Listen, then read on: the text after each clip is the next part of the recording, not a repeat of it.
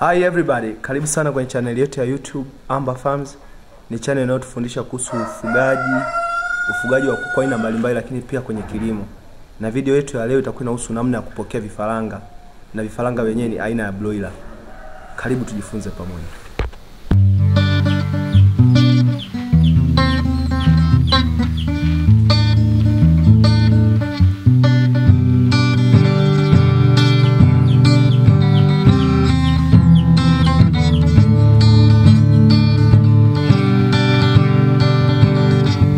Sasa unapoongelea kuhusu kupokea vifaranga, kwanza process ni nyingi.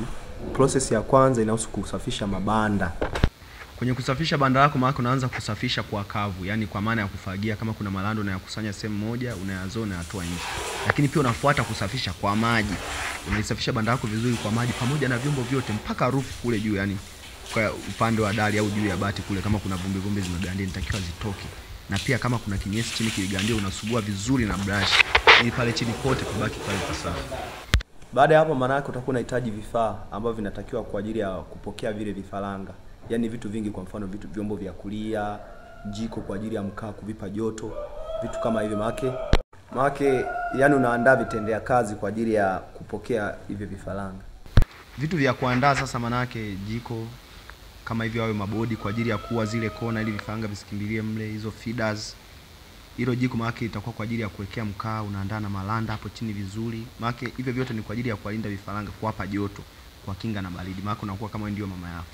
Baada ya hapo, maana utaviarrange vyombo vyako vizuri mle bandani, unaviweka feeders zile drinkers, unavisambaza vizuri kulingana na kuku ulionao, manake ambao wewe unao ambao unategemea waingie.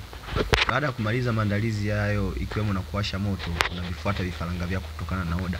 Kama vipo 300, 500, 200, 100.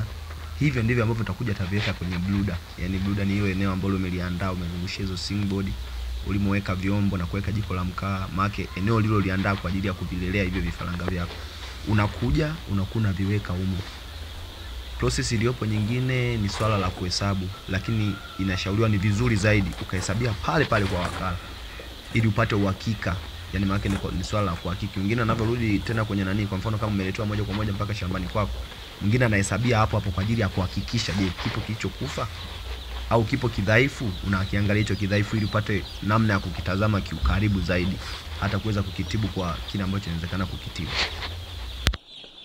Kija kwenye swala la malanda, wengine wanatumia yale ya mbao yale, wengine wanatumia ya mpunga. Ila ya mpunga inashauriwa ni mazuri kwa sababu anachanganya kinyesi, yani kile kinyesi kinaweza kikachanganyika na malanda ili mle msiwe mbichi. Lakini unaangalia na yale ambayo yapo yanapatikana kiwepesi kwenye eneo lilopo.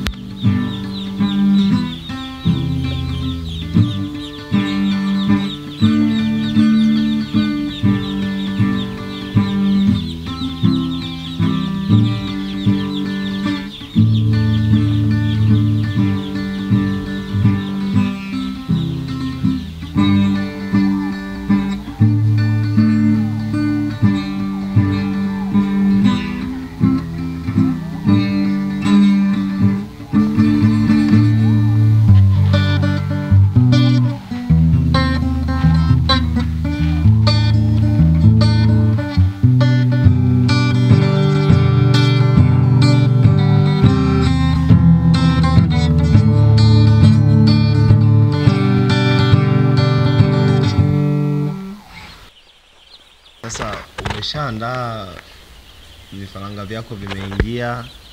Kitu kinachobaki ndio kama hivi vifaranga vimechangamka na kuendelea kuviangalia. Taratibu zingine zinazokuepo hapo, maana yake ni kuhakikisha tu kwamba hamna madhara yote yanayotokea. Kwa mfano joto likizidi. Sasa kugundua kama joto limezidi, unakuta vifaranga vinajibana konani, vinakuwa vinashinda hata kula, vinajibana mbali, yani vinaenda mbali na hicho chanzo cha moto. Lakini pia kama joto limepungua, unakuta vimekusanyika sehemu moja, vimejibana kwa mfano chini ya jiko, chini ya chanzo hicho cha moto. Maana hapo joto halitoshi na hatari yake inaweza kapelekea vifo vile vinavyozidi kukandamizana. Maana vifo vinaweza vikatokea hapo. Lakini pia kitu ambacho kinaweza kikatokea kingine ni swala la kutokula, kwa sababu vifaranga joto limezidi, vimekaa ukutani, maana vinashindwa kula, vinakuwa vimeachama tu midomo vinahema. Au joto limepungua, vinakuwa vimebanana, vinashindwa kula kwa sababu ile baridi. Kwa hiyo joto lina mchango mkubwa sana kwa vifaranga vyako. Lakini pia zingatia sana chakula maji, hivyo vitu viwepo muda wote, kwa sababu vifaranga vinapokuwa vidogo inatakiwa vikikute chakula kila kona inayozunguka, yani kila atakao kupita akikute chakula ili aweze kukua kama inavyotakiwa. Okay, basi usisite kusubscribe, kubonyeza alama hiyo ya kengele, lakini pia comment, share video hii. Usisahau pia kulike. Karibu sana mpaka wakati mwingine. Asante.